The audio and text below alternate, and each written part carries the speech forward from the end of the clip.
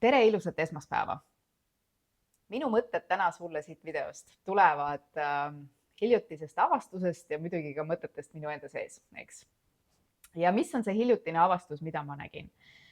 Ma olen märganud sotsiaalmeedias ja vaadanud natukene suurema pilguga, teadlikuma pilguga, aga märganud ka siis just nimelt läbi selle teadlikkuse, kuidas on võimalik meiega manipuleerida inimestega ja täna on seda aina lihtsam teha.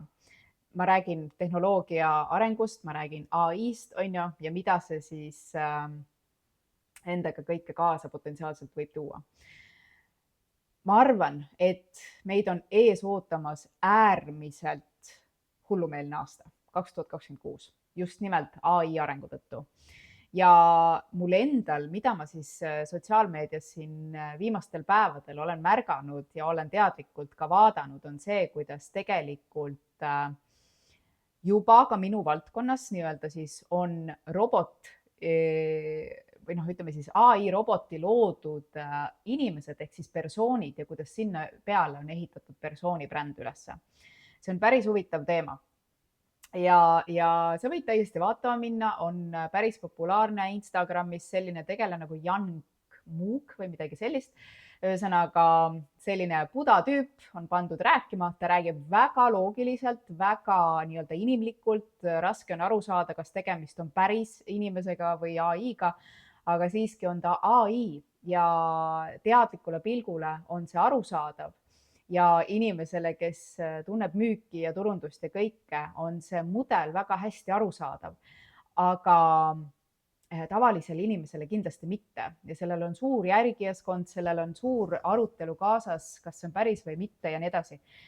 Ja see avab minu jaoks nagu täiesti uue maailma ja esimese hooga, kui ma vaatasin seda, siis see tekitas ka minus hirmu ja nagu paljud inimesed tõenäoliselt tunnevad AI-ga seoses sellist suurt ärevust, et mis siis ikkagi saama hakkab, kõik töö võetakse üle, ettevõtjad on hirmul kindlasti, tavalised tööinimesed on hirmul kindlasti ja siin ma tahakski natukene avada võib-olla seda teist poolt ja märgata võimalusi, et kuidas me siis saame ikkagi nii-öelda lahendusi vaadates edasi liikuda niimoodi, et me ei pea tegelikult kartma, sest mina ikkagi, jah, ta võib muuta palju, ta kindlasti nii-öelda segab seda potti, kus me oleme olnud. Me elame äärmiselt huvitaval ajastul minu arvates.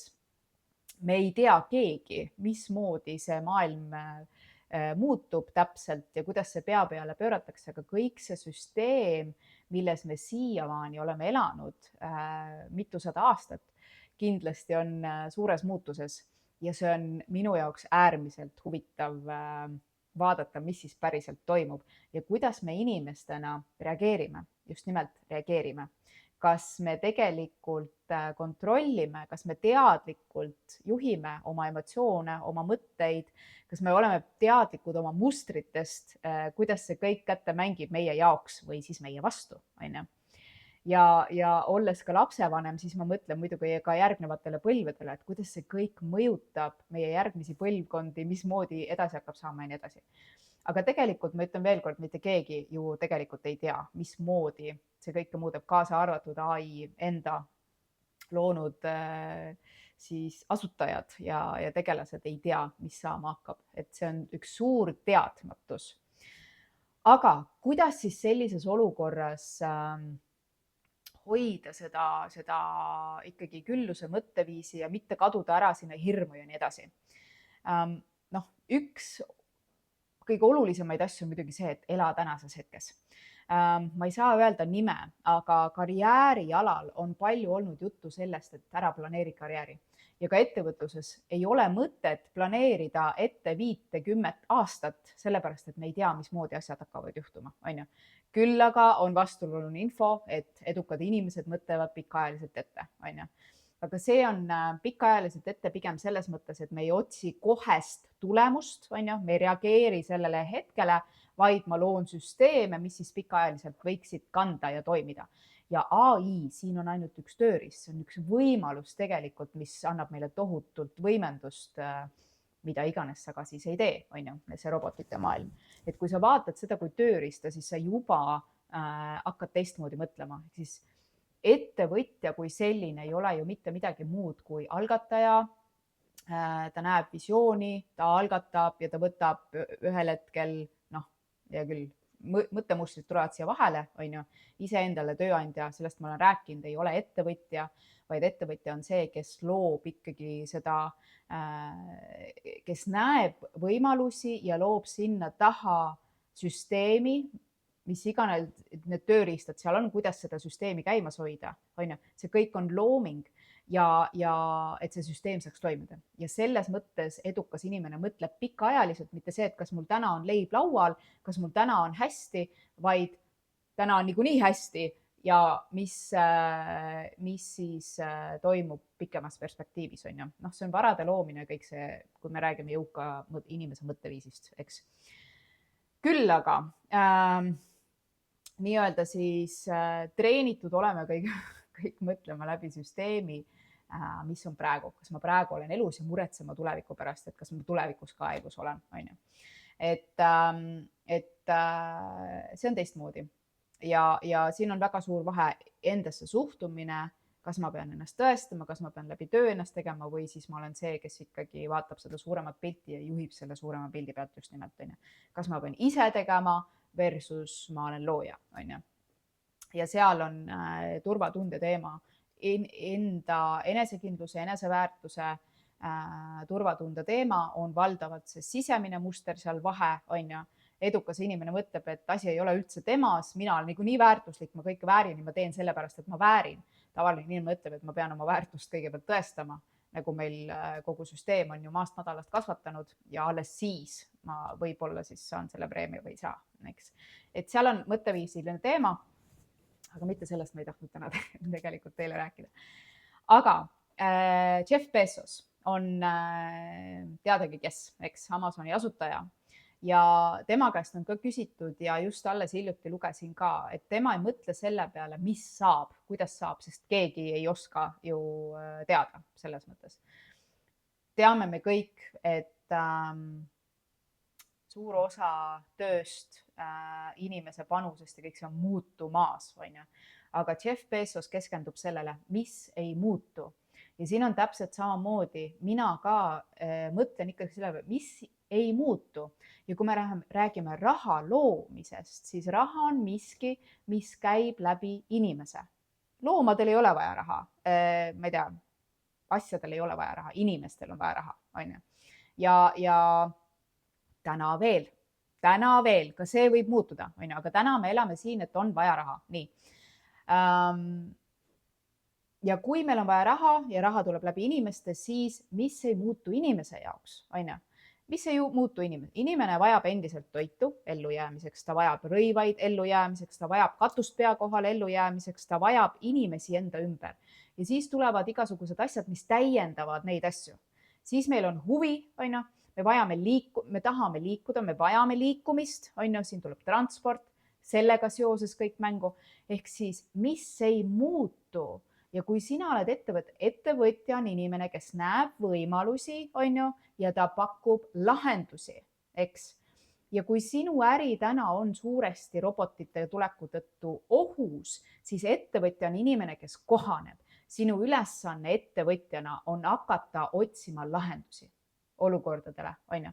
Mis on probleem ja mida ma saan lahendada, eks. Ja siis mina ettevõtjana lähengi sinna, mõtlen selle peale, et aga mis ei muutu ja kuidas ma saan sinna väärtust pakkuda, on ju, ja potentsiaalselt ehitada seda süsteemi sinna ülesse, eks. Ja see on hästi-hästi huvitav, et see tegelikult, kui sa võtad selle lahti, mis ei muutu, siis seal on tohutult võimalusi. Inimeseks olemine ei muutu.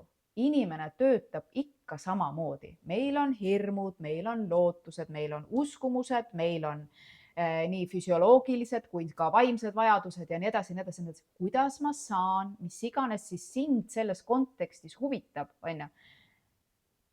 Mis mind üldse huvitab ja mida ma saan siis, sellesse pead hakkama kõigepealt pihta, mis mind huvitab. Sest vaata, kui sa jätad selle ellujäämise küsimuse, et kas mina nüüd ikkagi saan raha, ehk siis sa jätad selle hirmu kõrvale ja sul on sees eeldus, et ma jään nagunii ellu, on ju.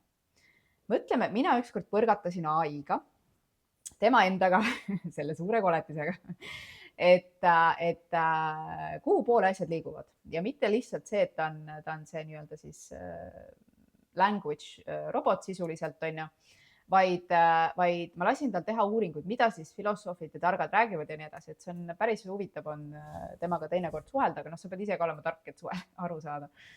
Aga ma lasin teha uuringuid, mida siis räägitakse ja siis ma ütlesin talle, et nii, et paku lahendus, kus sa näed, et asjad liiguvad ja nii edasi. Ja mida on juba katsetatud näiteks, ongi olemas, me oleme kõik seda kuulnud, a la kodanikupalk, on ju. Ehk siis, mis saab siis, kui väga suur osa inimesi kaotabki töö, on ju, siis inimene ju ometi tahab midagi teha, eks. Ja kui ellujäämise küsimus läbi tehnoloogia ettevõtete, see on suur ring, ma siin ei jõua seda lahti võtta, see võiks olla tunniajane veebiseminar, mida sellel teemal rääkida, eks, kuidas siis ellu jääda, aga aasta lõppu teile siia natuke mõtteainet, jah. Ehk siis kui tuleb potentsiaalselt selline asi nagu kodanikupalk, sest riik oma kodanikke peab toetama, on ju, ja kui inimestel ei ole võimalust tööd teha, siis seal peavad olema lahendused. Mis need on täna? Jällegi keegi ei tea, aga otsitakse lahendust. Ja tehtud on pilootprojekte. Näiteks Soomes ongi loodud selline asi, nimetame seda kodanikupalgaks, seal on mingi muud asjad. Ja mida on nähtud uuringud, mis siis inimene hakkab tegema, ta läheb ettevõtlusse. Ehk siis ta hakkab tegema midagi, mis teda huvitab ja pakkuma lahendusi, et elada paremini kui lihtsalt kodanikupalk potentsiaalselt, on ju. Raha väärtus inimeste silmis muutub, sest et kui enam ei ole küsimus ellu jäämine, siis tekib küsimus, aga miks? Mida ma siis siin teen? Kui mul on riided olemas, mul on söök laua peal ja mul on katus pea kohal, what next? Mis edasi saab, on ju? Ja vaata siin mina soovitan sul selle juba küsimusega enda sees tegeleda, kui sa ei ole sellega tegelenud, on ju. Ja mida siis endalt küsida ilma siin pikema jututa ja kuidas siis hakata ikkagi lahendusi märkama ja sealjuures pakkuma. See on juba omaette teema, on ju. Kui räägin sellest ka. Aga et sa hakkad märkama, küsi endalt sellised küsimused potentsiaalselt, võib-olla haakub ära. Mida ma tahan luua? Kui me rääksime ennast erinevatest valdkondadest või valdkonnad ka, mida inimene vajab ja see on erinevad valdkonnad, on ju. Aga mida ma tahan luua? Mis on minu sees? Ma ei tea, alates puitmööblist potentsiaalselt, ilusate aedadeni, lasteriieteni, ma ei tea, mida iganes sinu peas on ju, ilu valdkonnas, mis iganes. Mis oleks see äge asi, mida saaks luua? Kui sul ei ole, mitte kõik ei leia seda uut pilti, mida luua, siis on see, et aga keda või mida, millesse ma tahaks panustada, keda ma tahan aidata. Võib-olla sul on mingi inimene, kes tundub sulle, ta on nii fascinating, ma tahan seda sõna öelda, ma ei oska seda eesti keeles öelda, aga ta on tõmmanud sinu tähelepanu ja küll oleks äge, kui saaks selle inimesega koostööd teha. Miks mitte? Paku abi, on ju. Ja siin ära jää kinni, kui see inimene ei soovi sinuga või tal ei ole vaja hetkel, ta ei ole valmis su abi vastu võtma, on ju. Siis mõtle, mida see inimene sinu jaoks esindab. Kas ta professionaalses mõttes, oma eluetapi mõttes, mis iganes, mida ta sinu jaoks esindab ja paku sinna seda abi, on ju. Sest seal on mingisugused nii-öelda seemned sinu jaoks, eks. Ja kolmas küsimus, mida endalt küsimus, kui sul ei ole seda, et mida sa tahaksid luua või keda või sa tahaksid aidata või millesse panustada, on ju, valdkonna mõttes, siis mida ma tahaksin paremaks teha või mida ma näen, et saaks paremaks teha, efektiivsemaks muuta. Sa lihtsalt ei saa aru, kuidas niimoodi tehakse, et nagu on ju, et see on ju nii lihtne parem. Mine ja ole see mees või naine ja aita, on ju. Seal on sinu lahendused. Ja vaat siin tulevad nüüd oskused, mis teeb ettevõtjast ettevõtja, mis eristab ettevõtjast spetsialistist. Me nii lihtsasti, see on jälle süsteemi viljad, on ju, me nii lihtsasti lähme sinna, et mina pean olema see inimene, kes panustab, kes teeb. siis tulevad meil kohe, ehk siis mina pean olema see spetsialist, kes läheb oma oskustega aitama, on ju. Ja siis tuleb kohe meil plokid ette, aga Liina, ma ei saa seda inimest aidata sellepärast, et mul ei ole seda diplomit. Põhiline on meil isegi on need oskused, sest meil on elukogemusega. Huvi on alati toetatud elukogemusega, mida mina olen kogenud, on ju. Ja sa oled tõenäoliselt lugenud raamatuid, õppinud, teinud mida iganes, on ju. Ja siis sa ei lähe appi, sest sul ei ole tunnistust või siis sul ei ole praktilist töökogemust. Me mõõdame oma väärtust selle järgi, mida me oleme saavutanud või mida me oleme teinud professionaalses mõttes, eks. Või no võib-olla vahest ka huviringide mõttes, on ju, aga kõik muu on nagu välistatud. Aga sul on tohutult oskusi, sul on, ma ei tea, potentsiaalne näide lapse vanemana, sul on tohutud logistilised oskused, mida sa ise enda juures ei hinda, on ju, aga su aju kogu aeg töötab nii, see sinna, see sinna, see sinna, see sinna. Paned kogu aeg enda peast seda Tetrist näiteks paika, on ju. Aga sa ei hinda seda, sest keegi pole kunagi sulle selle eest palka maksnud, jah? Keegi pole kunagi sulle selle eest tunnistust kirjutanud ja siis sa mõtled, ma ei saa. Saad küll.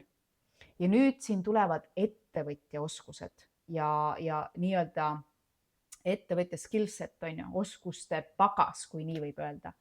Ettevõtja ei pea olema ise spetsialist. Ettevõtja oskused on müük, potentsiaalselt turundus, juhtimine, läbirääkimine, lahenduste leidmine.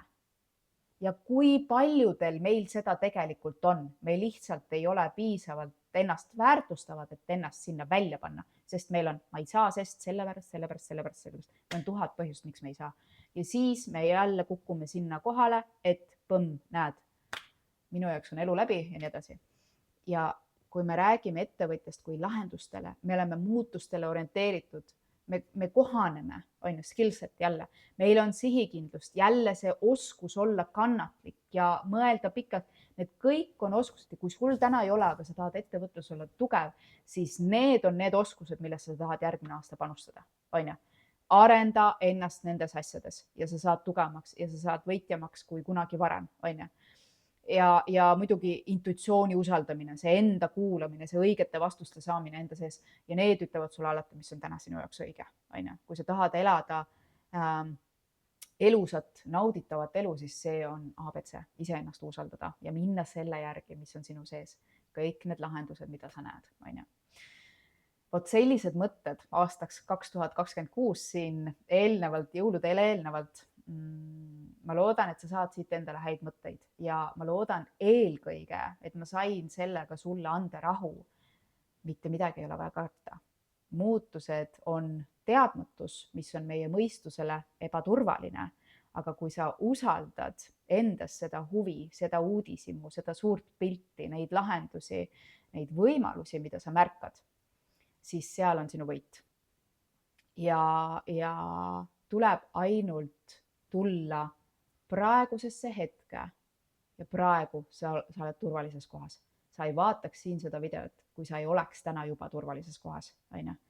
Keskendu lahendustele, keskendu võimalustele ja haara neist kinni, sellepärast et sa õpid töö käigus, eks.